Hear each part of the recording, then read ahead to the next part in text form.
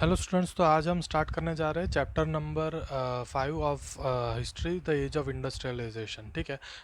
As of industrialisation chapter में क्या है कि जो इंडस्ट्रियल रिवॉल्यूशन हुआ, जो स्टार्ट हुआ था यूरोप में और फिर पूरे वर्ल्ड में फैला था, तो उसके क्या चेंजेस हुए, उसके पहले वर्ल्ड कैसा था, उसके बाद कैसा था। और जो एज ऑफ इंडस्ट्रियलाइजेशन मतलब जो इंडस्ट्री सेटअप होने लगी, फिर बड़े बड़े फैक्ट्रीज और छोटी मोटी भी फैक्ट्रीज जो सेटअप हुई, उसके वजह से लोगों को जॉब मिलने लगा, नए प्रोडक्ट्स बनने लगे, पुराने प्रोडक्ट्स फास्ट प्रोड्यूस होने लगे।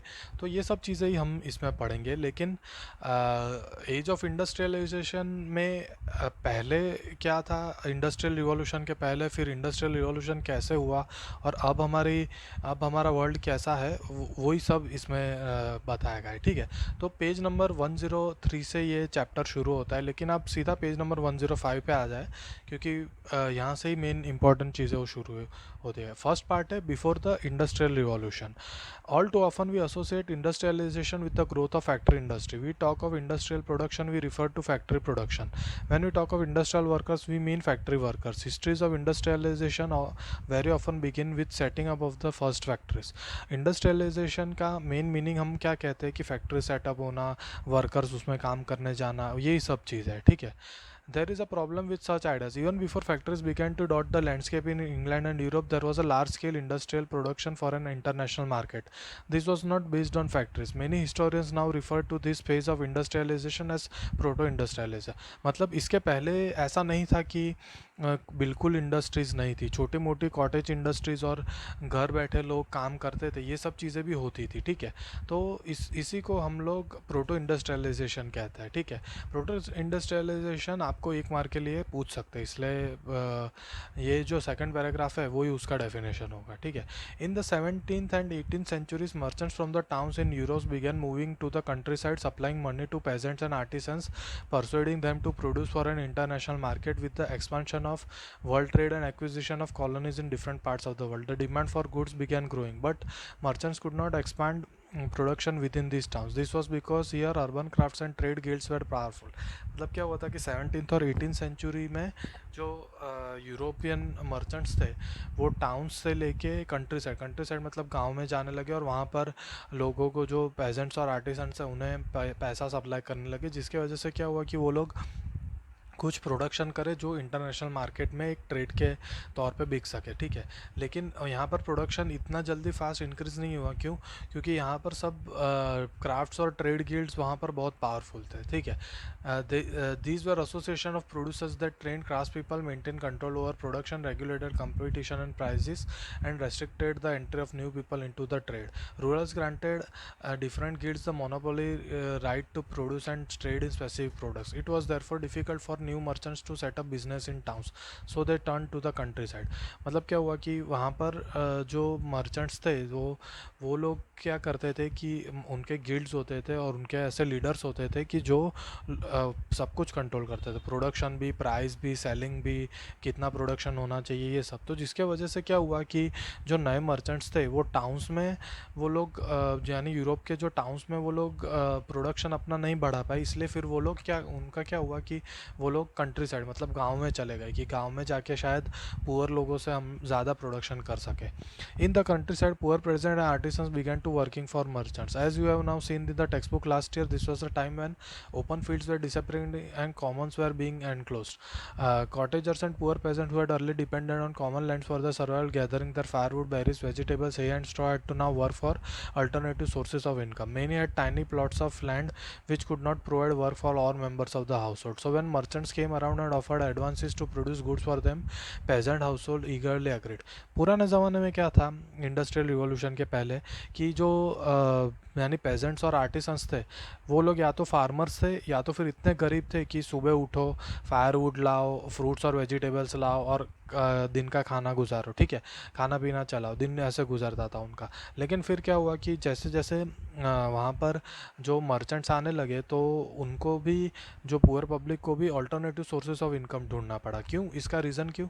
क्योंकि उन्हें सिर्फ खाने पीने की चीज़ें ही नहीं, उन्हें घर चाहिए था, ये सब और भी प्रोडक्ट्स चाहिए था जो नॉर्मल डेली लाइफ में यूज़ हो रहे हो, तो उन सब के लिए उन्हें कोई ना कोई अल्टरनेट सोर्स ऑफ इनकम चाहिए। तो ये जब मर्चेंट्स वहाँ पर कंट्री साइड यानी गांव में आए और उन्हें प्रोडक्शन करने के लिए कहा गया, तो वो लोग ने एग्री कर लिया, ठीक है। By working for the merchants they could remain in the countryside and continue to cultivate their small plots. Income from proto industrial production supplemented their shrinking income from cultivation. It also allowed them fuller use of their family labor resources। इससे क्या होने लगा कि Versant से work करने लगे, तो उन्हें अपने छोटे एरिया में भी ज़्यादा प्रोडक्शन होने लगा। उन्हें जो घर में पब्लिक थी जो अनएम्प्लॉयड थी, उनको एम्प्लॉयमेंट मिलने लगा, उन्हें इनकम मिलने लगा, ये सब चीज़ें स्प्रेड होने लगी, ठीक है। Within this system a close relationship develop between the town and the countryside. Merchants were based in towns but the work was mostly done in countryside. A merchant clothier in England a merchant clothier in England purchased wool from wool stapler and carried to the spinners the yarn thread that was spun and taken to subsequent stages of production to weavers, fullers, and then to dyers. The finishing was done in London before the export merchants sold the cloth in international market. London in fact came to be known as the finishing center। ये मतलब जो cotton था, cotton और cloth को वो गांव में बनाते थे, फिर वो लंदन में ले जाते थे, वहाँ पर स्पिन करके पूरा उसका क्लोथ बनता था, जिसको वीव करके वो लोग फिर एंड में डाई करते थे, यानी लंदन फिनिशिंग सेंटर हो गया। और इसका सब प्रोडक्शन कंट्री साइड मतलब गांव में होने लगा, ठीक है। तो लंदन को एक फिनिशिंग सेंटर के तौर पे नाम दे दिया गया। This proto industrial system was thus part of a network of commercial exchanges. It was controlled by merchants and the goods were produced by a vast number of producers working within their family and not in factories. At each stage of production, 20 to 25 workers were employed by each merchant. This meant that each clothier was controlling hundreds of workers। मतलब क्या हुआ कि proto industrial system थी ये, उसमें exchanges काफ़ी होने लगे मर्चेंट्स और गुड्स और लोगों के बीच, यानी प्रोडक्शन बहुत बड़ा हो गया, लोगों को फैमिली में इनकम मिलने लगी, उन सॉरी हाँ, लोगों को फैमिलीज़ को इनकम मिलने लगी। और प्रोडक्शन में कम से कम 20-25 वर्कर्स हर एक मर्चेंट एम्प्लॉय करता था, तो हंड्रेड्स ऑफ वर्कर्स कंट्रोल होने लगे मर्चेंट्स के वजह से, ठीक है। नेक्स्ट हम 1.1 देखते हैं, the coming up of the factory. Factories कैसे सेटअप हुई वो हम देखते थे। The earliest factories in England came up by the 1730s, but it was only in the late 18th century that the number of factories multiplied. शुरू की छोटी मोटी फैक्ट्रीज 1730s में शुरू हुई, लेकिन एंड में या 1780 1790 के आसपास हुआ कि जब फैक्ट्रीज मल्टीप्लाई होने लगी। The first symbol of the new era was cotton. Its production boomed in the late 19th century. In 1760, Britain was importing 2.5 million pounds of raw cotton to feed its cotton industry. By 1787, this import soared to 22 million pounds. This increase was linked to a number of changes within the process of production. Let us look briefly at some of this। क्या हुआ कि 1760 तक 2.5 million raw cotton को वो import करते थे, लेकिन 1787 तक वो 2.5 का 22 मिलियन हो गया, यानी उन्हें कॉटन इतना ज़रूरी पड़ गया कि उन्हें इंपोर्ट इतना कॉटन करना पड़ा, ठीक है। नेक्स्ट पैराग्राफ पे देखते हैं कैसे प्रोडक्शन हो रहा था। Series of inventions in 18th century increase the efficiency of each step of the production process, carding, twisting and spinning and rolling. They enhance the output per worker, enabling each worker to produce more, and they made possible the production of stronger threads and yarn. क्या हुआ कि नई नई inventions आने लगे कि जो पूरा प्रोसेस होता है कि कॉटन, रॉ कॉटन होता है, रॉ कॉटन को कार्डिंग करे, फिर उसको ट्विस्ट करके स्पिन करके फिर रोल, एक कॉटन का रोल बना दे, ठीक है। वो रोल बना के फिर उसको कॉटन क्लॉथ में कन्वर्ट करते थे। तो ये सब करने के लिए नए नए इन्वेंशंस होने लगे, जिसकी वजह से फैक्ट्री सेटअप करना काफ़ी ईजी हो गया। क्यों? क्योंकि ये सब चीज़ें बहुत फटाफट हो रही थी, ठीक है। Then Richard Arkwright created the cotton mill. Till this time, as we have seen, cloth production was spread all over the countryside and carried out within the village household. But now the costly new machines could be purchased, set up, and maintained in the mill. Within the mill, all the processes were brought together under one roof and management. This allowed more careful supervision over the production process, a watch over quality, and a regulation of labor, all which had been difficult to do when production was in countryside। अभी ये सुनो, Richard Arkwright नाम का एक businessman था, उसने क्या किया कि कॉटन मिल सेटअप करे। कॉटन मिल मतलब एक फैक्ट्री होती है जिसमें कॉटन रॉ कॉटन आता है और क्लोथ बन के निकलता है। वो सारी जो प्रोसेस होती है, वो सारी प्रोसेस एक ही रूफ के अंडर, एक ही मैनेजमेंट के अंदर होती है। इसके वजह से क्या हो गया कि लोग क्वालिटी पर भी ध्यान रख सके शुरुआत से लेके एंड तक। क्योंकि क्या होता था कि पहले एक वर्कर एक काम करेगा, फिर दूसरी प्रोसेस दूसरा वर्कर करेगा, तीसरी प्रोसेस तीसरा वर्कर करेगा, चौथी प्रोसेस चौथा वर्कर करेगा, और एंड में सब हमें जो मिल रहा है, जो फाइनल प्रोडक्ट, वो काफ़ी लोगों के हाथ के नीचे आती थी अलग अलग जगहों से। तो प्रोडक्शन की क्वालिटी मेंटेन नहीं हो रही थी। लेकिन क्या हो गया, cotton mill, cotton factory setup होने के बाद ये सब कुछ एक ही आदमी के अंदर, एक ही सुपरविज़न के अंडर होने लगा, जिसके वजह से क्या हुआ कि क्वालिटी मेंटेन रहती थी। ठीक है। In the next page, in the early 19th century, factories increasingly became an intimate part of the English landscape. So visible were the imposing new mills, so magical seemed to be the power of new technology that contemporaries were dazzled. They concentrated their attention on the mills, almost forgetting the violence and the workshops where production still continued. क्या हुआ कि ये सब early 19th century, मतलब 1800s के पास क्या हुआ कि फैक्ट्रीज है ना, इंग्लैंड में बहुत बड़ी बड़ी होने लगी थी। तो क्या हुआ कि नई नई मिल्स आ रही थी, जिसके वजह से क्या हुआ कि टेक्नोलॉजी और वो सब भी ऊपर आने लगे थे, और लोगों का पूरा अटेंशन हो गया था कि वो वर्कशॉप्स और प्रोडक्शन कंटिन्यूस रहे, वो ही चलता आ रहा है। ठीक है। नेक्स्ट हम देखते हैं the pace of industrial change. क्या हुआ था कि how rapid was the process of industrialisation. Does industrialisation only mean the growth of factory industries? First, the most dynamic industries in Britain were clearly cotton and metals. Growing at rapid pace, cotton was leading sector in the first phase of industrialization up to 1840s. After that, the iron and steel industry led the way. With the expansion of railways in England from the 1840s and in the colonies from 1860s, the demand for iron and steel increased rapidly. By 1873, Britain was exporting cotton and steel worth about 77 million pounds, double the value of its cotton export. क्या हुआ कि शुरुआत में cotton industries ही थी, लेकिन बाद में metal industries यानी आयरन और स्टील इंडस्ट्रीज धीमे धीमे बढ़ती गई। कैसे? क्योंकि इंग्लैंड बाकी सब कंट्रीज़ पे, जैसे इंडिया पे राज कर रहा था, वैसे और कई कंट्रीज़ पे राज कर रहा था। और क्या हुआ कि वहाँ पर रेलवे सेटअप करनी थी, वहाँ पर फैक्ट्री सेटअप करनी थी, उसके लिए आयरन एंड स्टील की ज़्यादा ज़रूरत हो, तो आयरन एंड स्टील फैक्ट्रीज भी वहाँ पर ज़्यादा बढ़ने लगी। फिर क्या हुआ कि जो कॉटन एक्सपोर्ट करता था, उससे उसके कंपैरिजन में आयरन एंड स्टील का एक्सपोर्ट था, वो डबल हो गया था। ठीक है। नेक्स्ट पेज पे आ जाओ, 108 पे। Second, the new industries could not easily displace traditional industries. Even at the end of 19th century, less than 20% of the total workforce was employed in technologically advanced industrial sector. Textile was a dynamic sector, but a large portion of output was produced not within factories but outside within domestic units. Main चीज़ क्या था कि cotton और ये सब production था, वो सब उसका रॉ मटेरियल ये सब तो बाहर से ही आएगा। तो टेक्नोलॉजी और टेक्निकल इंडस्ट्रीज़ में सिर्फ 20% लोग ही एम्प्लॉयड थे, बाकी 80% जो काम हो रहा था वो अभी भी बाहर ही हो रहा था।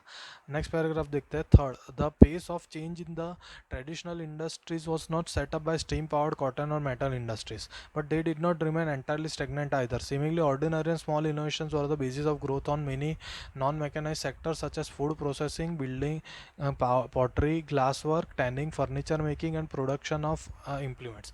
मतलब क्या था कि ट्रेडिशनल इंडस्ट्रीज थे वो सिर्फ कॉटन और मेटल इंडस्ट्रीज नहीं थे, लेकिन उनमें छोटी छोटी चेंजेस आने लगी। छोटी छोटी चेंजेस कैसे थी कि फूड प्रोसेसिंग इंडस्ट्रीज होने लगी, जो कंस्ट्रक्शन वाली बिल्डिंग इंडस्ट्रीज है वो, फिर pottery, glass work, tanning, furniture बनाने की इंडस्ट्रीज़, और ये सब चीज़ छोटी मोटी इंडस्ट्रीज़ थी, वो भी इंडस्ट्रियल चेंज में काफ़ी ऊपर आने लगी।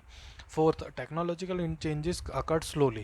They did not spread dramatically across the industrial landscape. New technology was expensive and merchants and industrialists were cautious about using it. The machines often broke down and repair was costly. They were not as effective as their inventors and manufacturers claimed. क्या हुआ कि जो technological जो changes हो रहे थे वो इतने फास्ट नहीं हो रहे थे, वो स्लोली हो रहे थे। वो एकदम से सभी इंडस्ट्रीज़ ने अप्लाई नहीं किए थे। क्यों? क्योंकि नई टेक्नोलॉजी थी, वो एक्सपेंसिव भी थी, और अगर उन्हें कुछ प्रॉब्लम हो जाता था तो उनका जो मेंटेनेंस था, वो उन जो बनाने वालों ने कहा था कि उनका मेंटेनेंस सस्ता होगा, का इतना महंगा नहीं होगा, ऐसा नहीं था। अगर कुछ प्रॉब्लम होती थी तो उन्हें ठीक करने के लिए वो सब यानी वो सब जो नए टेक्नोलॉजिकल इंडस्ट्रीज़ थी, उन्हें कोई भी अगर प्रॉब्लम्स होते थे तो प्रॉब्लम सॉल्व करने में ही काफ़ी खर्चा हो जाता था, ठीक है। तो यही सब पॉइंट्स है कि इंडस्ट्रीज़ कैसे चेंज हुई थी। मतलब शुरुआत में हुआ था कॉटन और टेक्सटाइल इंडस्ट्री, लेकिन उसमें स्लोली सब चेंजेस आने लगे। फर्स्ट पॉइंट क्या था कि जो मेटल और स्टील इंडस्ट्रीज़ है वो डबल एक्सपोर्ट करने लगी कॉटन इंडस्ट्री। सेकंड पॉइंट क्या था कि नई इंडस्ट्रीज़ एकदम से फटाफट सेटअप नहीं हुई थी, क्योंकि 80% काम बाहर हो रहा था। थर्ड पॉइंट ये है कि जो ट्रेडिशनल इंडस्ट्रीज़ थी वो वहाँ पर स्लोली छोटे मोटे चेंजेस आने लगे, जैसे छोटी मोटी इंडस्ट्रीज़ बनने लगी फूड प्रोसेसिंग के लिए, फर्नीचर बेस्ड, या तो फिर पॉटरी और कंस्ट्रक्शन इंडस्ट्रीज़ है ये सब। और फोर्थ पॉइंट ये है कि जो टेक्नोलॉजिकल चेंजेस स्लोली आए, एकदम से फटाफट नहीं आए, क्योंकि टेक्नोलॉजी महंगी भी थी और टेक्नोलॉजिकल जो इंस्ट्रूमेंट्स थे अगर वो ख़राब हो जाए तो उनको मेंटेन करना, उनको रिपेयर करना भी बहुत महंगा होता था। समझ में आ गया? तो देखते हैं, in Victorian Britain there was no shortage of human labour. Poor peasants and vagrants moved to the cities in large numbers in search of jobs, waiting for work. As you will know, when there is a plenty of labor, wages are low. So industrialists had no problem of labor shortage or high wage cost. They did not want to introduce machines that got rid of human labor and required large capital investment. क्या हुआ कि Victorian Britain, मतलब जो London, Manchester और ये सब cities है, वहाँ पर क्या होता था कि जो ह्यूमन लेबर था वो काफ़ी था, वहाँ पर पॉपुलेशन काफ़ी बढ़ गया था। तो उसके वजह से क्या हुआ कि जो इंडस्ट्रियलिस्ट थे उन्हें लेबर अपॉइंट करने में इतना कोई प्रॉब्लम नहीं हो रहा था, इसलिए वो ज़्यादा ज़्यादा मशीन्स को नहीं सेटअप कर रहे थे, क्योंकि मशीन सेटअप करना ऑफ कोर्स कॉस्टली हो जाएगा। लेबर ज़्यादा था, इसलिए चीप लेबर उन्हें इजीली अवेलेबल था। In many industries the demand for labour was seasonal. Gas works and breweries were especially busy through the cold months, so they needed more workers to meet their peak demand. Book binders and printers catering to Christmas demand too needed extra hands before December. At the waterfront, winter was the time that ships were repaired and spruced up. In all such industries where production fluctuated with the season, industrialists usually preferred hand labor employees working for the season. मतलब seasonal labour होता था यहाँ पर। जैसे तीन example दिए कि gas works, मतलब गैस के जो प्लांट्स होते हैं वो, या तो फिर ब्रूअरीज मतलब जहाँ पर वो लोग अल्कोहल प्रोड्यूस करते हैं वो, वहाँ पर कोल्ड यानी विंटर का जो टाइम था वो काफ़ी बिजी होते थे। क्रिसमस के टाइम बुक्स और पैम्पलेट्स प्रिंट करने वाले काफ़ी बिजी हो जाते थे। और जहाँ पर शिप्स है, शिप्स का बिल्डिंग जहाँ पर होता था वो पूरा सीज़न चलता रहता था। इसके वजह से क्या हो रहा है कि सीजनल चेंजेस होती थी, इसलिए लोग ज़्यादा हैंड लेबर ही प्रीफर करते थे मशीन लेबर के कंपैरिजन में। A range of products could be produced only with hand labor. Machines were oriented to producing uniform standardized goods for mass market, but the demand in market was not often for goods with intricate designs and specific shapes. मतलब क्या होता है कि कई products से वो specially चाहते थे कि उन्हें हैंड लेबर ही मिले, क्योंकि मशीन्स एक ही टाइप के यूनिफॉर्म बना सकते हैं, लेकिन अलग अलग, अगर सपोज़ कोई किसी को टी शर्ट पहननी है उस पर अलग प्रिंट चाहिए तो फिर वो हैंड लेबर के अंडर आ जाते थे, ठीक है। In mid 19th century Britain for instance 500 varieties of hammers were produced and 20-45 kinds of axes. This required human skill not mechanical technology. मतलब अलग अलग टाइप के हैमर्स और एक्सिस बनते थे जी। कई हैवी होते थे, कई लाइट होते थे, कई लंबे होते थे, कई चौड़े होते। ये सब क्या था कि ये ह्यूमन से बना सकते थे, मशीन्स तो एक ही टाइप का प्रोडक्ट बनाएगा, ठीक है। In Victorian Britain the upper classes, the aristocrats and the bourgeois perfect preferred things produced by hands. Handmade products came to symbolize refinement and class. They were better finished, individually produced and careful designed. Machine made goods were for export to the colonies. मतलब उस वक्त क्या होता था कि upper class के जो लोग थे वो लोग क्या चाहते थे कि उन्हें हैंडमेड लेबर ही मिले, क्योंकि हैंडमेड लेबर इंडिविजुअली लोग बनाते थे, उसके क्वालिटी का ध्यान रखते थे, तो वो एक क्लास प्रोडक्ट हो जाता था। जो मास प्रोडक्शन में जो प्रोडक्ट होता था, वो लोग जो भी कॉलोनीज पर वो राज करते, मतलब इंडिया और बाकी सब कंट्रीज़ पे जो ब्रिटिशर्स राज करते थे, वो सब माल, वो यानी क्वालिटी कम होती थी तो वो प्रोडक्ट्स सब एक्सपोर्ट हो जाते थे। In countries with short labour, in labour shortage, industrialist were keen on using mechanical power, so the need for human labor can be minimized. This was the case in 19th century America. Britain however had no problem hiring human hands. ऐसे जो countries है जहाँ पर labour कम होता था वहाँ पर वो लोग मैकेनिकल यूज़ करते थे। और बाकी हम ब्रिटेन में लोगों को प्रॉब्लम नहीं थी क्योंकि वहाँ पर लेबर अच्छे से मिल जाता था। Life of the workers part 2.1 देखते हैं। The abundance of labor in the market affected the lives of workers. As news of possible jobs traveled to the countryside, hundreds stamped to the cities. The actual possibility of getting a job depended on existing networks of friendship and keen relations. If you had a relative or friend in a factory, you were more likely to get a job quickly. But not everyone had social connections. Many job seekers had to wait weeks, spending nights under bridges or in night shelters. मतलब क्या होता था कि तुम अगर city में जा रहे हो जॉब करने के लिए, लेकिन तुमको फट से जॉब नहीं मिल जाती थी क्योंकि तुम्हें अगर कोई पहचान हो तो पहचान हो तो ही वो तुम्हें फैक्ट्री में जो पहचान वाला है, कोई रिलेटिव या फ्रेंड है, वो तुम्हें लगा के देगा। लेकिन जो बाकी सब लोग थे उन्हें क्या करना था कि कई रातों और कई दिनों तक उन्हें ब्रिजेस के नीचे सोना पड़ता था, कई शेल्टर्स में रहना पड़ता था। ठीक है। सम स्टेट, नेक्स्ट पेज पे आ जाओ। Some stayed in night refuges that were set up by private individuals, other went to casual wards maintain by the poor law authorities.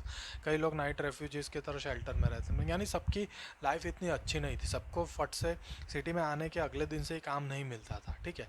Seasonality of work in many industries meant prolonged periods without work. After the busy season was over, the poor were on the streets again. Some returned to the countryside after the winter, but when the demand for labor in rural areas opened up in places. But most looked for odd jobs which till the mid 19th century were difficult to find. Seasonality था। जैसे मैंने समझा, एक example है कि ठंड में gas plants में ज़्यादा लोग होते थे, लेकिन ठंडी ख़त्म हो जाए फिर क्या, तो जो कॉन्ट्रैक्ट बेसिस पे वर्कर्स हैं उन्हें निकाल देते थे और वो पुअर लोग फिर वापस रास्ते पे आ जाते, तो उन्हें काम मिलता नहीं था। कई उन लोग में से ऐसे थे कि जो वापस घर चले जाते थे वहाँ पर काम ढूंढने के लिए, यानी जो गांव में उनके वहाँ पर चले जाते थे। कई लोग वहाँ पर रह के ऑड जॉब्स के लिए ऑड जॉब्स ढूंढते थे। ठीक है। Wages increased somewhat in the early 19th century, but they tell us little about the welfare of the workers. The average figures hide the variations between trades and the fluctuation from year to year.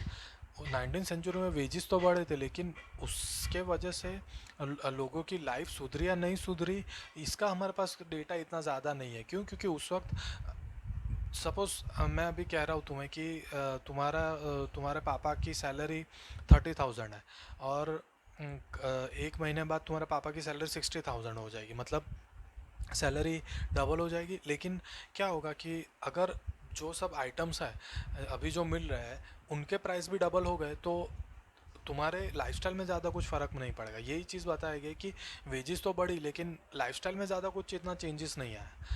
For instance, when the prices rose sharply during the prolonged Napoleonic War, the real value of the workers earned fell significantly, since the same wages could now buy fewer things.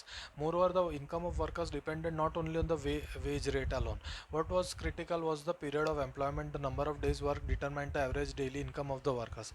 At the best of times, till the mid 19th century, about 10% of the urban population were extremely poor. In periods of economic slump like the 1830s, the proportion of the unemployed went up to anything between 35 and 75% in different region. ये समझो यहाँ पर क्या हुआ कि लोगों की income है ना टोटली डिपेंड नहीं होती है कि वेज रेट कितना है, वो कितना काम करते हैं, कितने घंटे काम करते हैं, कितना दिन काम करते हैं, कितना प्रोडक्शन होता है, वो सब चीज़ों पे उनका डिपेंडेंट होता था इनकम। और ये सब फैक्टर्स थे जिसके वजह से क्या हुआ था कि जो अर्बन पॉपुलेशन था वहाँ पर भी अनएम्प्लॉयमेंट बढ़ गई थी। समझ में? The fear of unemployment made workers hostile to the introduction of new technology. When the spinning jenny was introduced in the woolen industry, women who survived on hand spinning began attacking the new machines. This conflict over the introduction of the jenny continued for a long time. मतलब क्या हुआ कि unemployment का डर हुआ, तो उसके वजह से क्या हुआ कि लोग नई टेक्नोलॉजी के सामने राइट्स करने लगे। जो लेडीज़ घर पे जो यान को स्पिन करती थी, वहाँ जो स्पिनिंग जेनी नाम का एक इन्वेंशन हुआ था, उसकी वजह से उन्हें लगा कि हम अनएम्प्लॉयड हो जाएंगे, तो वो लोग उसको अटैक करते थे।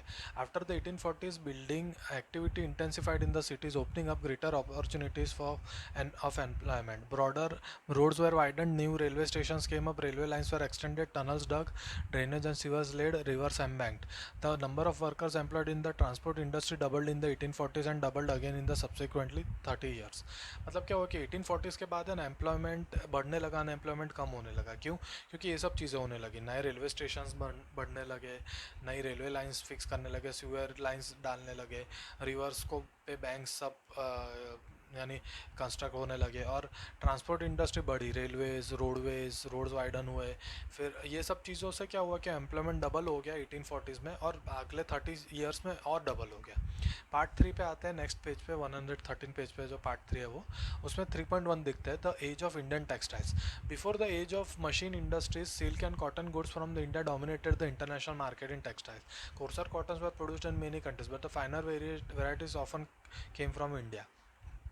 Armenian and Persian merchants took the goods from Punjab to Afghanistan, Eastern Persia, and Central Asia. Bales of fine textile were carried on camelback via the north-west frontier through mountain passes and across deserts. A vibrant sea op- uh, operated through the main pre-colonial ports. Surat on the Gujarat coast connected India to the Gulf and Red Sea ports. Masulipatam on the Coromandel coast and Hooghly in Bengal had trade links with Southeast Asian ports. क्या हुआ था कि ये paragraph में ये बताया गया था कि इंडिया मेन एक्सपोर्टर था कॉटन के लिए, क्योंकि इंडिया का कॉटन बहुत ही फाइन था, बाकी सबका काफ़ी कोर्स था, कोर्स मतलब काफ़ी हार्ड था, ठीक है। तो ये कैसे पहुंचता था कि आर्मेनियन और पर्शियन मर्चेंट्स थे, वो लोग पंजाब से पर्शिया और सेंट्रल एशिया की तरफ लेके जाते थे, और बाकी जो सी रूट्स ओपन हुए थे, तो सूरत एक पोर्ट था, मसूलीपट्टनम दूसरा पोर्ट था, और हुगली बंगाल में तीसरा पोर्ट था। तो मसूलीपट्टनम से पूरा यूरोप के तरफ जो एक सी लाइन कनेक्ट होती थी वो वहाँ से एक्सपोर्ट होता था, और मसूलीपट्टनम और हुगली से वो लोग साउथ ईस्ट एशिया की तरफ कॉटन एक्सपोर्ट करते थे। अ variety of Indian merchants and bankers were involve in this network of export trade, financing production, carrying goods and supplying exporters. Supply merchants linked the port towns to the inland regions. They gave advances to weavers, procured the woven cloth from weaving villages, and carried the supply to the ports. At the ports, the big shippers and export merchants had brokers who negotiated the price and bought goods from the supply merchants operating inland. ये नहीं, ये थोड़ा ध्यान से समझो कैसा था कि इंडियन मर्चेंट्स और बैंकर्स है, वो लोग क्या करते थे कि ये पूरे ट्रेड में कैसे इन्वॉल्व थे कि प्रोडक्शन होने के बाद गुड्स को एक्सपोर्टर्स तक वो सप्लाई करते थे। कैसे? सप्लाई मर्चेंट्स थे, वो पोर्ट तक लेके जाते थे। पोर्ट पे वहाँ पर क्या होता था कि वीवर्स थे, वो वहाँ पर पहले जो क्लोथ को व्यू करेंगे, वो पोर्ट पे जब आएगा तब जो बड़ी बड़ी शिप्स, या तो फिर ये हाँ मतलब बड़ी शिप्स लेके जो ट्रैवल करके दूसरे कंट्रीज़ में वो एक्सपोर्ट करते थे, उन सबको वो लोग फिर बेचते थे। वो प्राइस की नेगोशिएशन होती थी, और फिर वो एंड में वो जो शिप्स वाले मर्चेंट्स है वो दूसरे कंट्रीज़ में जाके अपने हिसाब से प्रॉफिट कमा के उसको सेल करते थे। By the 1750s this network control by Indian merchants was breaking down. The European companies gradually gain power, first securing a variety of concessions from local courts, then the monopoly rights to trade. क्या हुआ कि जब Britishers हमारे पर राज करने लगे, तब ये पूरा नेटवर्क टूटने लगा। क्यों? क्योंकि पहले उन्होंने कोर्ट में केस लड़के पूरा जो खरीदने और बेचने के राइट्स है वो खुद के तरफ ले लिए, ठीक है। This resulted in a decline of old ports of Surat and Hooghly through which the local merchants had operated. Exports from this ports fail dramatically. The credit that had financed the earlier trade begin drawing up. The local bankers slowly went bankrupt. सूरत और हुगली के ports थे, वहाँ वहाँ से जो export होता था वो कम हो गया, और उसके वजह से जो पूरा नेटवर्क में जो मर्चेंट्स और बैंकर्स थे उनका पूरा नेटवर्क टूट गया, इसलिए वो लोग भी काफ़ी बैंकरप्ट हो गए, ठीक है। In the last years of 17th century the gross value of trade that pass through Surat had been 16 million. By 1740s it had slumped to 3 million. मतलब 17 सेंचुरी में, मतलब 1600s में वो पूरा 16 मिलियन तक होता था उनका ट्रेड, ठीक है। लेकिन 1740s में 16 मिलियन से 3 मिलियन हो गया, इतना कम उनका वहाँ से ट्रेड हो गया था, ठीक है। While Surat and Hooghly decayed, Bombay and Calcutta grew. This shift from the old ports to new ones was an indicator of the growth of colonial power. Trade through the new ports came to be controlled by European companies and was carried in European ships. While many of the old trading houses collapsed, those that wanted to survive had now to operate within a network shaped by European trading companies. How did these changes affect the life of viewers and other artisans? मतलब सूरत और हुगली का decline हुआ, वो decline होने के बाद बॉम्बे और कैलकाटा के जो पोर्ट्स थे उनका ग्रोथ हुआ, और उससे क्या हुआ कि बॉम्बे और कैलकाटा में जो यूरोपियंस कंट्रोल्ड ट्रेड सेंटर्स थे वो पोर्ट्स यूरोपियंस कंट्रोल करते थे। तो जो बाकी के जो मर्चेंट्स थे उनको क्या हो गया कि या तो उन्हें बैंकरप्ट होना पड़ेगा, या तो फिर ये जो यूरोपियंस जो नेटवर्क है उसमें खुद के डील्स निकालने पड़ेंगे। तो इस सब से व्यूअर्स को क्या इफेक्ट हुआ वो हम नेक्स्ट पार्ट में देखेंगे, ठीक है। ये 3.1 पार्ट है। The consolidation of East India Company power after the 1960s did not initially lead to a decline in textile exports from India. British cotton industries had not yet expanded and Indian fine textiles were in great demand in Europe. So the company was keen on expanding textile exports from India. क्या हो कि east India company थी, उन्हें 1760s में जब वो power में आई तो उन्हें मेन उनके लिए मेन चीज़ क्या थी कि जो इंडियन टेक्सटाइल थी वो इंडियन टेक्सटाइल पूरा इंडियंस के हाथ में था। तो वो सोचते थे कि ये पूरा टेक्सटाइल का जो मार्केट है वो हम अगर पावर में ले ले तो हमें काफ़ी फ़ायदा होगा। Before establishing political power in Bengal and Karnataka in the 1760s and 1770s, the East India Company had found it difficult to ensure a regular supply of goods for export.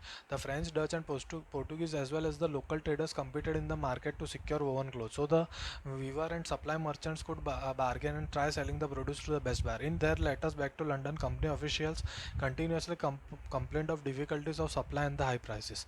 क्या हो रहा था कि 1760s और 1770s तक है ना, ईस्ट इंडिया कंपनी इतना सारा पावर ग्रैब नहीं कर पाया। क्यों? क्योंकि उस वक्त कंपटीशन काफ़ी ज़्यादा था। पोर्टुगीज़, डच, फ्रेंच ये लोग भी सब ट्रेडर्स थे और इंडियन ट्रेडर्स भी थे। तो जो सबसे ज़्यादा पैसे देगा उसको ही जो व्यूवर्स थे वो क्लोथ सेल करेंगे, सिंपल था। तो लंदन के ऑफिशियल्स को ऐसा लगने लगा कि हम कैसे ये करें, ठीक है, हम ये सब पूरा नेटवर्क में हमारा पावर कैसा है। However once the East India Company establish political power it could assert a monopoly right to trade. It proceeded to develop a system of management and control that would eliminate competition, control cost and ensure regular supplies of cotton and silk goods.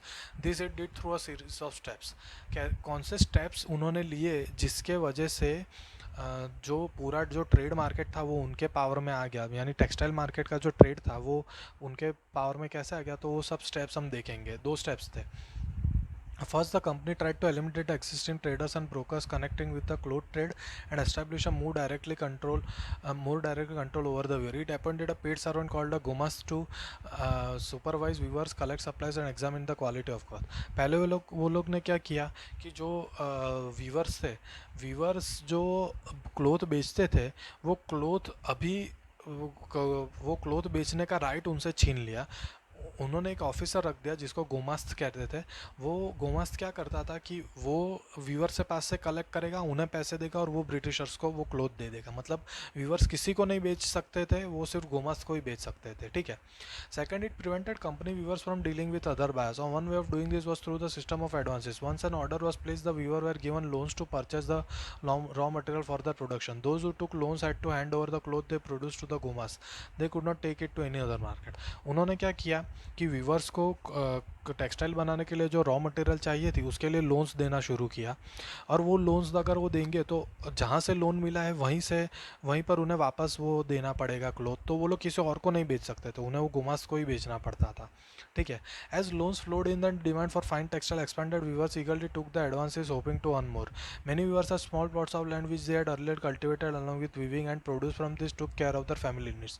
Now they had to lease out the land and devote all their time to weaving. Weaving in fact required the labor of entire family with children and women all engaged in different stages of process.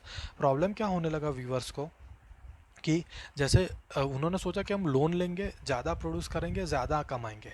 लेकिन क्या हुआ कि पहले कैसा था कि उनका जो लैंड था वहाँ पर वो लोग कॉटन ग्रो करेंगे, कॉटन को वीव करेंगे और बेचेंगे। इससे उनकी फैमिली को जितना जितना चाहिए उतना मिल जाता था, यानी उनकी फैमिली को जो मतलब जो जितना जो गुजारा करने के लिए चाहिए वो मिल जाता। लेकिन फिर क्या हुआ कि उन्होंने लोन्स लेना शुरू किया तो डिमांड भी बढ़ी, तो लेबर भी ज़्यादा चाहिए, तो सब लोग घर के औरतें और बच्चे भी पूरा लेबर में पार्ट लेने लगे। और इसके वजह से क्या हुआ कि सब लोग एंगेज्ड होते थे तो कोई ज़्यादा घर पे फोकस नहीं कर पाया।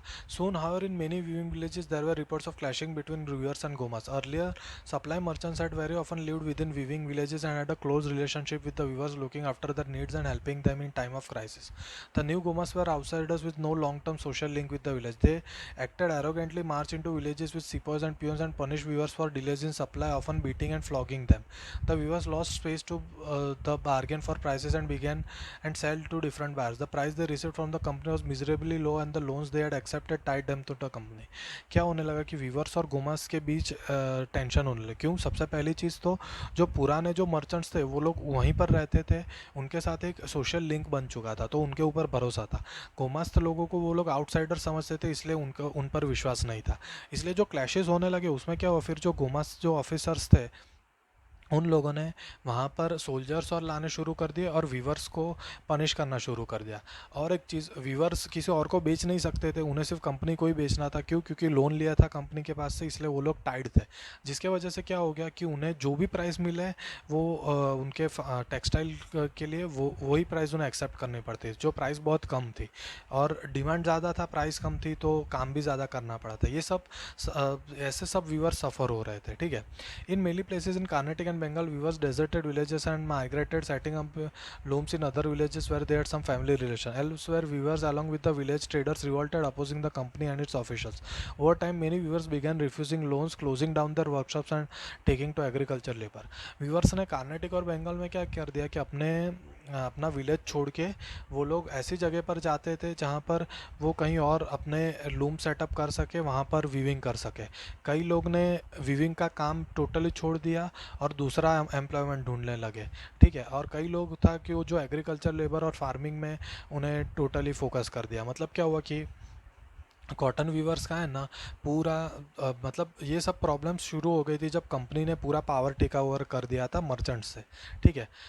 3.3 पार्ट है Manchester comes to India. Part 3.3 देखते हैं। In 1772 Henry Patullo company official had ventured to say that the demand for Indian textiles could never reduce since no other nation produced goods of the same quality. Yet by the beginning of 19th century we see the beginning of long decline of textile exports from India. In 1811 to 12, these goods accounted for 33% of India's exports. By 1850-51, it was no more than 3%. 16th-17th century में India के exports काफ़ी ज़्यादा थे, लेकिन वो 33% से 3% हो गए। 1811-1812 में 33% थे और वो 3% हो गए 1850-51 में। क्यों हुआ वो हम देखते हैं। As cotton industries developed in England, industrial groups began worrying about imports from other countries. They pressurized the government to impose import duties on cotton textiles so that Manchester goods could sell in Britain without facing any competition from outside. At the same time, industrialists persuaded the East India Company to sell British manufactures in in Indian markets as well. Exports of British cotton goods increased dramatically in the early 19th century. At the end of the 18th century, there had been virtually no import of cotton piece goods into India, but by 1850, cotton piece goods constituted over 31% of the value of Indian imports, and by the 1870s, this figure was over 50%. क्या हुआ कि Britain और India को effect कैसा हुआ जब cotton industry setup होने लगी मैनचेस्टर में। तो मैनचेस्टर के जो भी इंडस्ट्रियलिस्ट थे उन्होंने बोला कि जो भी बाहर से इंपोर्ट हो रहा है कॉटन, उस पर इंपोर्ट ड्यूटी लगा दीजिए। अगर इंपोर्ट ड्यूटी लगाएंगे तो जो भी इंडस्ट्रीज जो कॉटन खरीद रही है, कॉटन का रॉ मटेरियल खरीद रही है, उनको इंपोर्ट ड्यूटी भी भरनी पड़ेगी। वो ना भरनी पड़े इसलिए वो लोग कॉटन इंग्लैंड में ही बाय करेंगे। तो इसके वजह से क्या हुआ कि इंपोर्ट कम होने लगा, इंडिया से जो वहाँ पर इंपोर्ट हो रहा था वो कम होने लगा और इंडिया खुद इंपोर्ट करने लगा, ठीक है। और इंडिया का इंपोर्ट 31% बढ़ गया 1870s तक, सॉरी 50% बढ़ गया, ठीक है। Cotton weavers in India thus faced two problems at the same time. Their export market collapse and the local market shrank, being glutted with Manchester imports. Produced by machines at lower cost, the imported cotton goods were so cheap that weavers could not easily compete with them. By the 1850s, reports from most weaving regions of India narrated stories of decline and desolation. क्या हुआ कि cotton viewers जो थे उनको दो problem एक साथ face करनी पड़ी। उनका माल एक्सपोर्ट नहीं होता था, उनके प्रोडक्ट्स एक्सपोर्ट नहीं होते थे और उन्हें बाहर से इंपोर्ट करना पड़ता था, ठीक है। तो 1950s में जो अलग अलग जगह है वहाँ पर से खबरें आने लगी कि कैसे वीवर्स के उनका मार्केट पूरा डिक्लाइन हो रहा है। By 1860s, weavers faced a new problem. They could not get sufficient supply of raw cotton of good quality. When the American Civil War broke out and cotton supplies from the US were cut off, Britain turned to India. As raw cotton exports from India increased, the price of raw cotton shot up. Weavers in India were starved of supplies and forced to buy raw cotton at exorbitant prices. In this situation, weaving could not pay. क्या हुआ 1860s में viewers को और एक नया problem शुरू हुआ। उनको कॉटन तो पहले ही मिलता नहीं था, इंडिया का कॉटन मिल रहा नहीं था, अब बाहर से कॉटन इंपोर्ट करना पड़ रहा था। तो और एक नया प्रॉब्लम क्या शुरू हुआ कि अमेरिका में सिविल वॉर शुरू हुआ था 1860 में, और उस सिविल वॉर के वजह से अमेरिका से जो भी कॉटन इंडिया आ रहा था वो ख़त्म हो गया, तो फिर जो भी बचा था वो पूरा ब्रिटेन से लाना पड़ रहा था, और ब्रिटेन ने चाहे वैसे प्राइसेस लगाए जिसके वजह से व्यूवर्स को कॉटन बहुत कम मिल रहा था, या तो जितना मिल रहा था उसके लिए बहुत हाई प्राइस लगानी पड़ रही थी। Then by the end of 19th century, weavers and other craftspeople faced yet another problem. Factories in India began production, flooding the market with machine goods. How could weaving industries possibly survive? Weavers को फिर और एक problem ऐसा शुरू हुआ कि India में अलग अलग फैक्ट्रीज बढ़ने लगी वीविंग के लिए।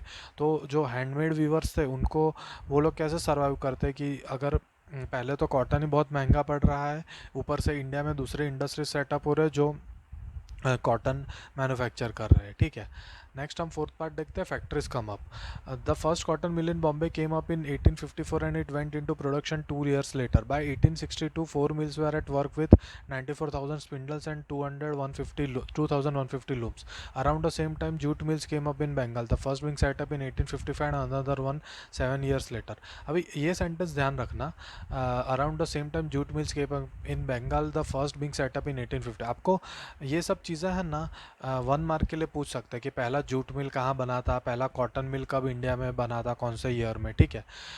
इन North India the Elgin mill was started in Kanpur in 1860s and a year later the first cotton mill of Ahmedabad was set up. By 1874 the bus spinning and weaving mills of Madras began production. Who set up this industries, where did this capital came from, who came to work in India. 4.1 देखते हैं, the early entrepreneurs. कौन India में कौन ये सब industry setup कर रहा था वो, ठीक है। Industries were set up in different regions by varying sorts of people. Let us see who they were. The history of many business groups goes back to trade with China.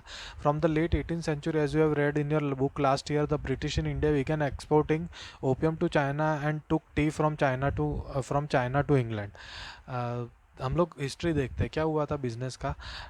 हमारा trade हो रहा था China के साथ, और late 18th century में हमने पढ़ा था कि कैसे ब्रिटिशर्स थे वो चाइना को ओपियम देते थे और टी लेके आते थे चाइना से। Many Indians became junior players in this trade, providing finance, brokering supplies and shipping consignments. Indians लोग जूनियर ट्रेडर्स बन गए, मतलब इंडिया ब्रिटिश और चाइना के बीच जो ट्रेड हो रही थी उसमें इंडिया भी काफ़ी बड़ा पार्ट ले रहा था, ठीक है। Having earn through trade, some of this businessman had visions of developing industrial enterprises in India. ये जो ट्रेडर्स थे उन्हें काफ़ी पैसा मिला था, तो पैसा कहाँ पर इन्वेस्ट करें और इंडिया में कैसा ग्रोथ करे, उनके पास बहुत बड़ा विजन था।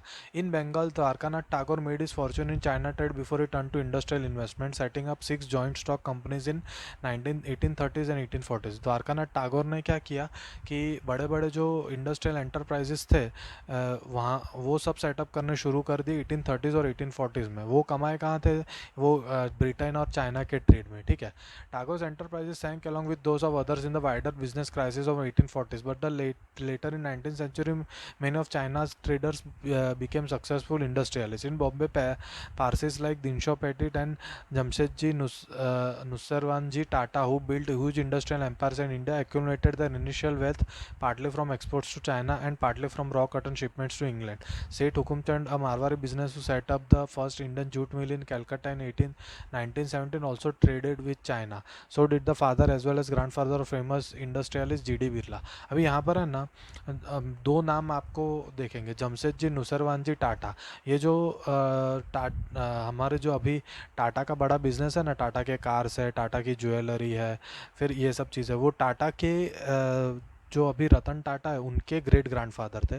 वैसे ही अभी जो आदित्य बिरला है जो आइडिया कंपनी के सिम कार्ड्स देते हैं, और आदित्य बिरला के दूसरे क्लोथिंग और काफ़ी सारे बिरला सीमेंट जैसे काफ़ी सारे इंडस्ट्रीज़ है, वो उनके जो ग्रैंडफादर थे उनका नाम है जी.डी. बिरला। यहाँ पर सब एग्जांपल दिए कि कैसे बिजनेसमैन जो चाइना ट्रेड और ब्रिटेन इंपोर्ट और ब्रिटेन एक्सपोर्ट से कमाए थे, उन लोग ने इंडिया में खुद की इंडस्ट्री सेटअप करना शुरू कर दिया, ठीक है। Capital was accumulated through other trade works. Some merchants from Madras traded with Burma while other had links with Middle East and East Africa. क्या हुआ कि स्लोली कैपिटल मतलब मनी कैसे गेन होता था, ट्रेड नेटवर्क्स बने कैसे, लोग बर्मा मतलब अभी जो म्यांमार है वहाँ पर ट्रेड करते थे कई लोग मिडल ईस्ट और ईस्ट अफ्रीका में। मिडल ईस्ट मतलब जो सऊदी अरेबिया, यूएई और ये सब मुस्लिम कंट्रीज है, वहाँ पर भी हम ट्रेड कर रहे थे, ठीक है। There were yet other commercial groups but they were not directly involve in external trade. They operated within India carrying goods from one place to another, banking money, transferring funds between cities and financing traders. When opportunities of investment in industries opened up, many of them set up factories. क्या हो गया कि कई सारे जो businessman थे वो छोटे बिजनेसमैन थे, वो लोग डायरेक्टली इन्वॉल्व नहीं थे ट्रेड में, लेकिन इनडायरेक्टली वो कैसे हेल्प करते थे, गुड्स को पहुंचाना या तो फिर बैंकिंग सेटअप करना या तो फैक्ट्री सेटअप करने के लोगों को इन्वेस्टमेंट के लिए पैसा देना, ये सब चीज़ें वो लोग कर रहे थे, वो छोटे बिजनेसमैन थे सब, ठीक है। As colonial control over Indian trade tightened, the space within the which Indian merchants could function became increasingly limited. They were barred from trading with Europe in manufactured goods and had to export most raw material and food grains, raw cotton, opium, wheat and indigo required by the British. They were also gradually edged out of the shipping business. क्या हुआ कि जब colonial control मतलब British control जब India पर हुआ, तो Indian merchants का जो ट्रेड में जो पार्ट था वो स्लोली वो लोग कम करते गए, उन्हें सब कुछ इंपोर्ट ही करना पड़ रहा था, रॉ मटेरियल जैसे ओपियम, कॉटन, वीट और इंडिगो है, वो इंडिया से नहीं खरीद सकते थे। Till the First World War European managing agencies in fact control a large sector of Indian industries. Three of the biggest ones were Bird Heiglers and company, Andrew Yule and Jardine Skinner and company. These agencies mobilized capital, set up joint stock companies, and managed them. In most instances, Indian financiers provided the capital while European agencies made all the investment and business decisions. The European merchant industrialists had their own chambers of commerce, which Indian businessmen were not allowed to join. क्या हुआ था कि first World war हुआ ना, उसके पहले पूरा Indian industrial sector पूरा कंट्रोल कर रहे थे कौन, ब्रिटिशर्स। और वो ब्रिटिशर्स में बड़े बड़े नाम दिए हुए जैसे Bird Heiglers and company, Andrew Yule और जार्डिन स्किनर का एंड कंपनी। ये सब एजेंसीज क्या करती थी कि इंडिया के बिजनेसमैन को बिजनेस करने का फ्रीडम बहुत कम था, वो लोग ही पूरा बिजनेस और ट्रेड मैनेज कर रहे थे, ठीक है। नेक्स्ट हम 4.2 पार्ट देखते हैं, where did the workers came from. Factories needed workers, with the expansion of factories this demand increase. In 1901 there were 5,84,000 workers in Indian factories. By 1946 the number was 24,36,000। Where did the workers come from, ये जो workers के number से ये सब कहाँ से आए। In most industrial regions worker came from the districts around. Peasants and artisans who found no work in the village went to the industrial centres in search of work. जो आसपास के डिस्ट्रिक्ट्स थे वहाँ से वर्कर आ रहे थे, वो worker कौन थे, पेजेंट्स और आर्टिसंस थे, जिनको और कोई काम धंधा नहीं था विलेज में, वो लोग वहाँ यहाँ पर आके एम्प्लॉयमेंट के लिए आए और उन्हें काम मिला, ठीक है। Over 50% of the workers in Bombay cotton industries in 1911 came from the neighboring districts of Ratnagiri, while the mills of Kanpur got most of their textile hands from the villagers within the district of Kanpur. Mumbai में रत्नागिरी से और कानपुर के जो textile mills थे वो कानपुर के आसपास के डिस्ट्रिक्ट से लोग आते थे काम करने। Most often mill workers moved between the village and the city, returning to their village homes during harvest and festival. कई मिल वर्कर्स कैसे थे, वो विलेज और सिटी में मूव करते थे, जब काम नहीं था तो सिटी में काम करेंगे इंडस्ट्रीज़ में, और जब हार्वेस्ट सीजन आए तो वो लोग वापस अपने गांव जाएंगे और वहाँ पर खेत में काम करेंगे, ठीक है। Over time as news of employment spread, workers travelled great distances in the hope of work in mills. From the United Provinces for instance they went to work in textile mills of Bombay and in jute mills of Calcutta. जो United provinces थे वहाँ पर वो लोग क्या कर रहे थे कि टेक्सटाइल मिल्स ऑफ बॉम्बे और कैलकाटा थे, वहाँ पर वो वर्कर्स दूर दूर से आ रहे थे, ठीक है। नेक्स्ट पेज पे देखते हैं हम, getting jobs was always difficult even when mills multiplied and the demand for workers increased, the number seeking work where always more than the jobs available. मतलब क्या होता था कि जॉब मिलना काफ़ी डिफिकल्ट हो गया था, क्यों, क्योंकि जो जॉब ढूंढने वाले लोग थे उनके कंपैरिजन में जो एम्प्लॉयमेंट थी वो ऑलवेज कम थी, जॉब ढूंढने वाले लोग ज़्यादा थे।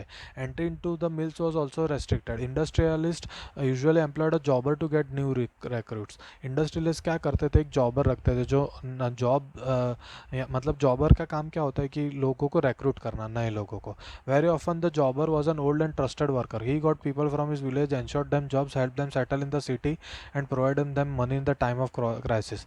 Therefore, the jobber therefore became a person with some authority and power. He began demanding money and gifts for his favor and controlling the lives of workers. यानी वो जॉबर जनरली कौन होता था कि विलेज का एक ऐसा आदमी होता था कि जो कंपनी उस पर ट्रस्ट कर सकती थी। वो क्या करता था कि विलेज से लोगों को लाता था, उन्हें सिटी में सेटल करता था और काम दिलाता था, और अगर उन्हें कोई क्राइसिस हो तो उस टाइम वो पैसा भी प्रोवाइड करता था। तो जॉबर है ना, जॉबर के पास अथॉरिटी और पावर हो गया था, जिसकी वजह से वो क्या कर रहा था कि कई जॉबर्स ऐसे सेल्फिश होते थे कि वो लोग जो वर्कर्स से उनके पास से पैसा या कोई गिफ्ट्स मांगते थे, जिसकी वजह से वो वर्कर्स की लाइफ भी कंट्रोल करने लगे. The number of workers increased over time, however as you will see they were a small proportion of the total industrial workforce. मतलब जो वर्कर्स बढ़ते गए, लेकिन फिर भी वो लोग एक जो पूरा इंडस्ट्रियल सेक्टर है उसके एक छोटे ही पार्ट रहे. ठीक है. फिफ्थ पार्ट है, फिफ्थ और सिक्स पार्ट, वो मैं आपको नेक्स्ट पार्ट में करवा दूंगा, लेकिन नेक्स्ट पार्ट भी मैं इसी लेक्चर के साथ ज्वाइन कर दूंगा. ठीक है.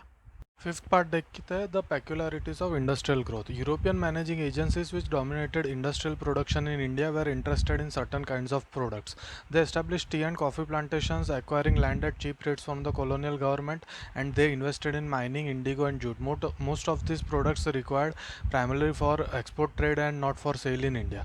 मतलब यूरोपियन जो एजेंसीज थी, वो जो कॉलोनियल गवर्नमेंट थी, मतलब ब्रिटिश गवर्नमेंट जब इंडिया पर राज कर रही थी, उनके पास से उन्होंने लैंड खरीदा और वही लैंड में क्रॉप्स के प्लांटेशन शुरू किए, जिसमें से कॉटन, इंडिगो और जूट जैसे मेन क्रॉप्स थे. साथ में माइनिंग भी शुरू किया. और ये सब जब उन्होंने शुरू किया तो ये सब जो प्रोडक्ट्स उन्हें मिल रहे थे वो जनरली एक्सपोर्ट करते थे. मतलब वो यूरोप वापस लेके जाते थे, वो लोग इंडिया में के सेल के लिए वो लोग रखते नहीं थे. When Indian businessman began setting up industries in the late 19th centuries, they avoided competing with Manchester goods in the Indian market. Since yarn was not an important part of British imports into India, the early cotton mills in India produced coarse cotton yarn rather than fabric. When yarn was imported, it was the only superior variety. The yarn produced in India spinning mills was used by handloom weavers in India or exported to China.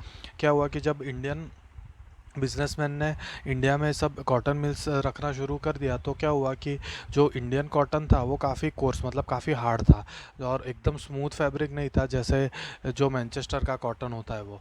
तो उसके वजह से क्या हुआ कि शुरुआत में तो इंडिया को काफ़ी फ़ायदा हुआ.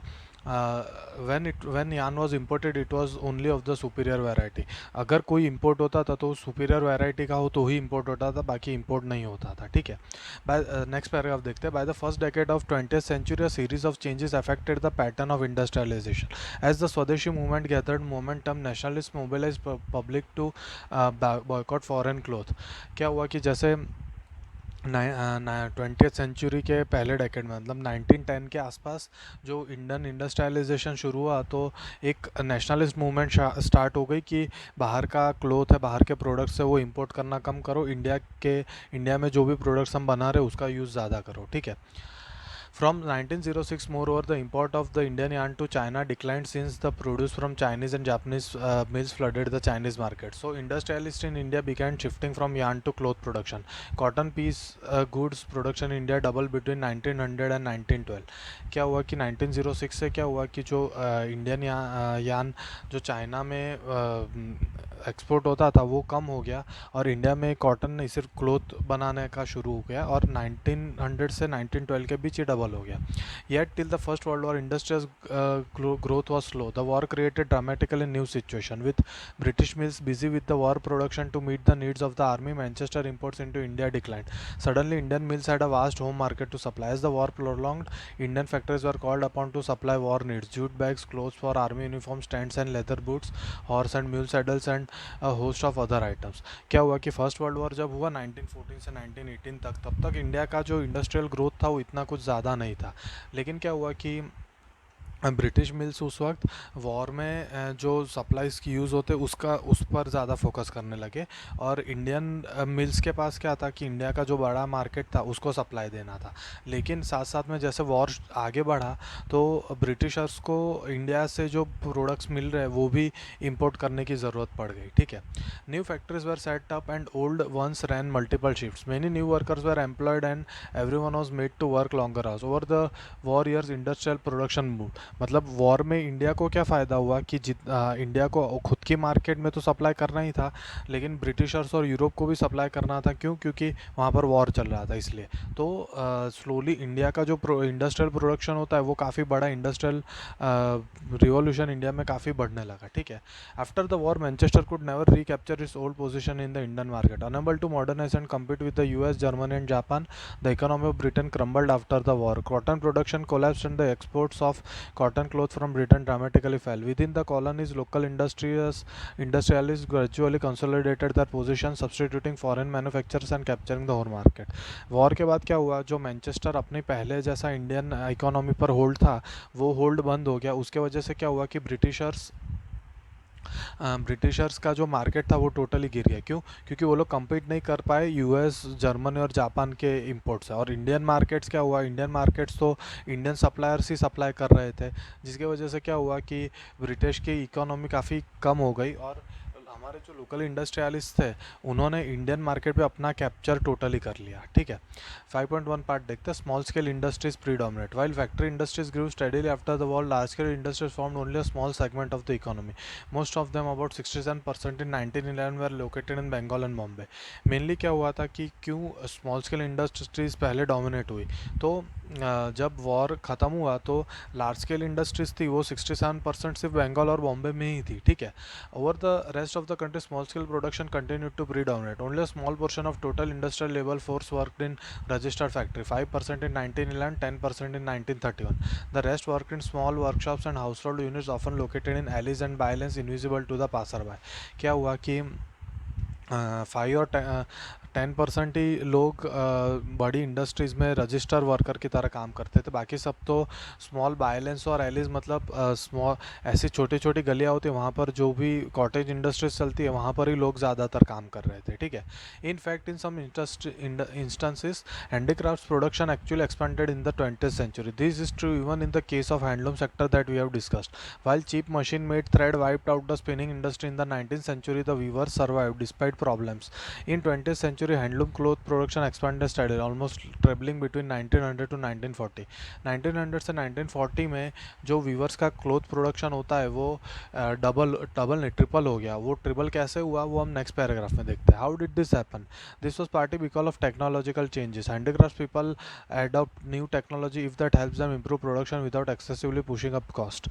So by the second decade of the 20th century, we find weavers using looms with fly shuttle.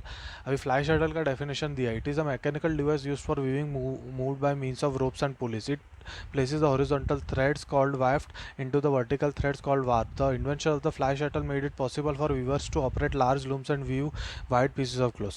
Weavers ने 1920 के बाद है ना नई टेक्नोलॉजी यूज़ करना शुरू कर दिया. उसमें से फ्लाई शटल एक मेन चीज़ थी. और फ्लाई शटल ने क्या किया, वीवर्स को ऐसा टेक्नोलॉजी दी जो वो काफ़ी कम टाइम में काफ़ी ज़्यादा क्लोथ वीव कर सकता है. तो हमारा जो हमने इसके पहले वाले पैराग्राफ में पढ़ा कि 1900 से 1940 के बीच वीवर्स का क्लोथ प्रोडक्शन ट्रिपल कैसे हो गया. ठीक है. By 1941, over 35% of handlooms in India were fitted with fly shuttles in regions like Travancore, Madras, Mysore, Cochin, Bengal.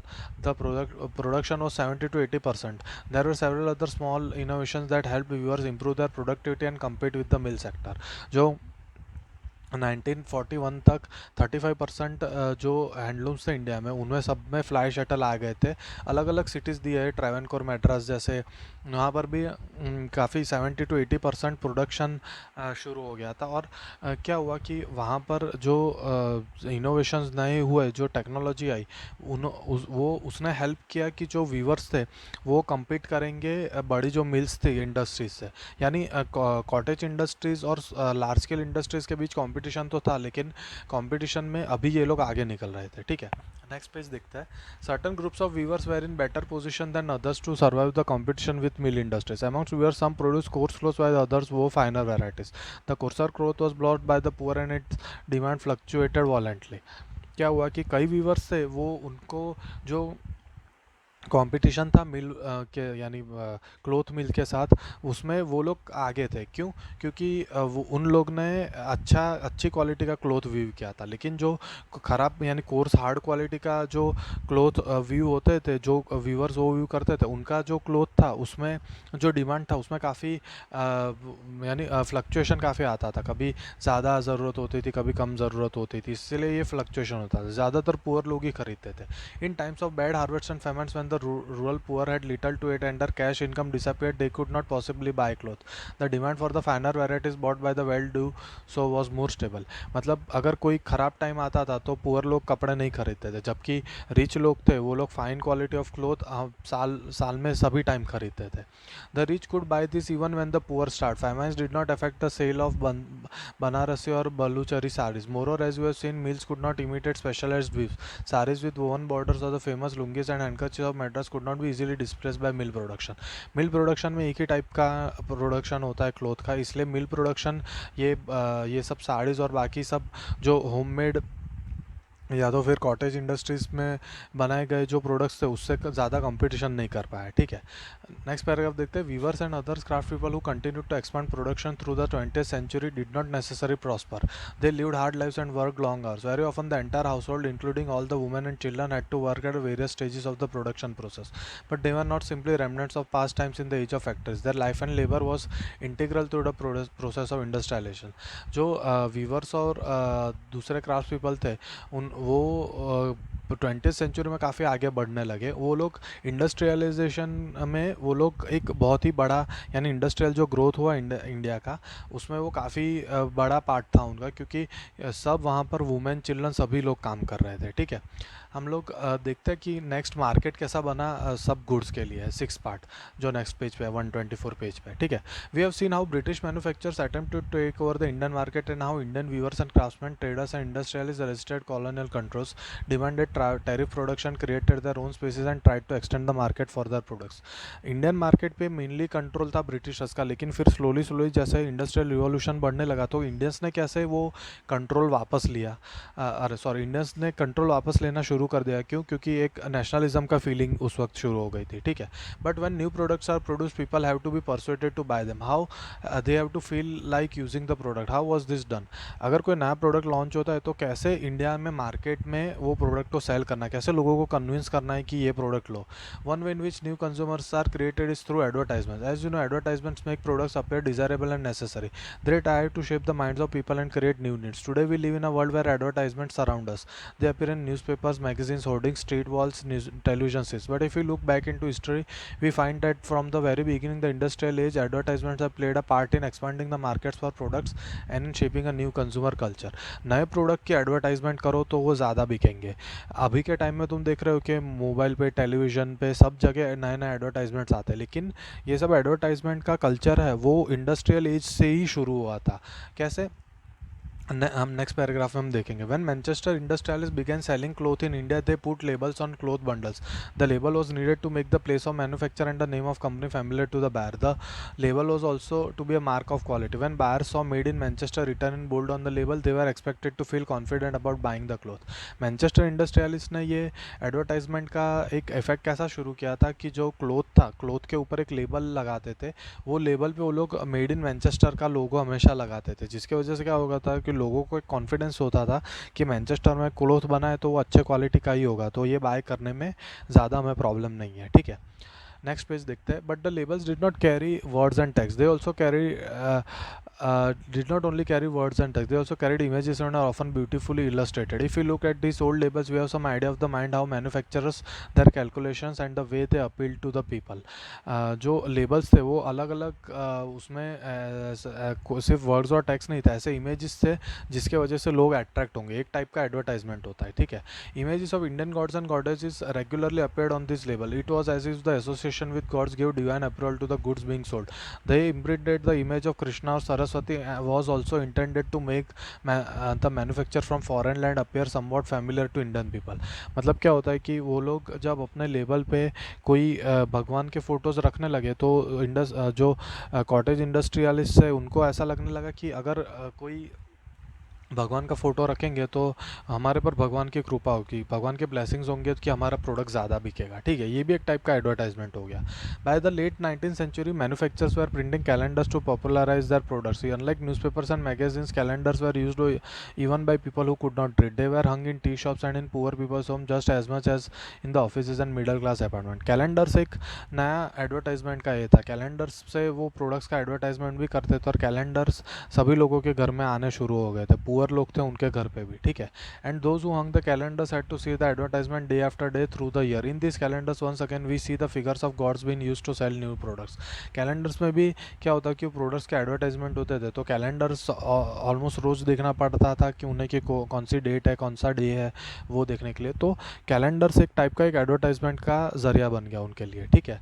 Like the images of gods, figures of important personages and of emperors and nawabs ad on advertisement and calendars. The messages were often seemed to say, if you respect the royal figure then respect this product. When the product was being used by kings or produced under royal command, its quality could not be questioned. यानी सिर्फ God's के images नहीं, Kings और royal लोगों के भी images वहाँ पर होते थे। क्यों? क्योंकि वो लोग ऐसा कहते थे कि अगर ये जो बड़े बड़े लोग अगर हमारा प्रोडक्ट यूज़ करते हैं तो वो प्रोडक्ट अच्छी क्वालिटी का ही होगा, तो आप भी यूज़ करो। ये भी एक टाइप का एडवर्टाइजमेंट हो गया। When Indian manufacturer advertised, the national message was clear and loud. If you care for the nation, then buy products that Indians produce. Advertisement became a vehicle of nationalist message of Swadeshis. मतलब क्या हुआ कि एक ऐसे type की advertisement भी हो गई कि बाहर की जो इंपोर्ट किए हुए प्रोडक्ट्स है वो बाय मत करो, तुम हमारे स्वदेशी जो प्रोडक्ट्स है वो बाय करो, ठीक है। ये भी एक टाइप का एक एडवर्टाइजमेंट हो गया क्योंकि लोग अट्रैक्ट होते थे कि इंडियन प्रोडक्ट्स हम बाय कर रहे हैं। Conclusion, clearly the age of industries has meant major technological changes, growth of factories and making of new industrial labour force. और as you have seen, hand technology and small scale production remain an important part of the industrial landscape. मतलब जो industrial revolution हुआ, जो as of industrialisation आया, उसमें कई major technological changes, technology काफ़ी change हुआ वहाँ पर, फैक्ट्रीज भी बढ़ी, सेटअप हुई और नया इंडस्ट्रियल वर्कफोर्स भी, लेबर फोर्स भी आया। लेकिन सिर्फ ऐसा नहीं, पूरे इंडस्ट्रियल एज में जो कॉटेज इंडस्ट्रीज़ और स्मॉल स्केल इंडस्ट्रीज थी उनका भी एक इम्पॉर्टेंट पार्ट था पूरा ये चेंज आने में, ठीक है। तो हमारा चैप्टर यहाँ पर ख़त्म होता है। हमारा हिस्ट्री का जो भी कोर्स है वो आज ख़त्म होता है। हम नेक्स्ट ज्योग्राफी, इकोनॉमिक्स और सिविक्स देखेंगे, ठीक है।